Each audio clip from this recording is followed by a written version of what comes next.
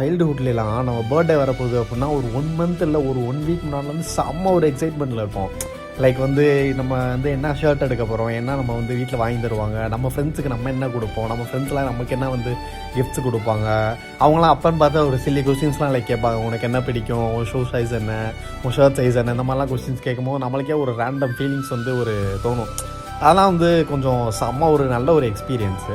ஆனால் இதே மறுபடியும் 20ஸ்லாம் தாண்டினதுக்கப்புறம் வந்து நம்மளுக்கு பர்த்டே வருது போகுது அப்படின்னா இப்போலாம் பாருங்கள், நாளைக்கு எனக்கு பர்த்டே, எந்த ஒரு எக்ஸைட்மெண்ட்டும் இல்லாமல் லைக் நம்ம அம்மா அப்பாட்டெல்லாம் போயிட்டு இப்போ வந்து அம்மா அப்பா உங்களுக்கு பர்த்டே வருது, அப்பா உங்களுக்கு இப்போ பர்த்டே வருது அப்படின்ற மாதிரி நம்ம போய் ப்ரீவியஸாக இன்ஃபார்ம் பண்ணும்போது அவங்க வந்து எந்த ஒரு எக்ஸைட்மெண்ட்டுமே ஃபேஸில் காட்ட மாட்டாங்க. என்னடா எந்த ஒரு எக்ஸைட்மெண்ட்டுமே காட்ட மாட்டாங்களே அப்படின்னு சொல்லி நம்ம யோசிச்சிருக்கோம்.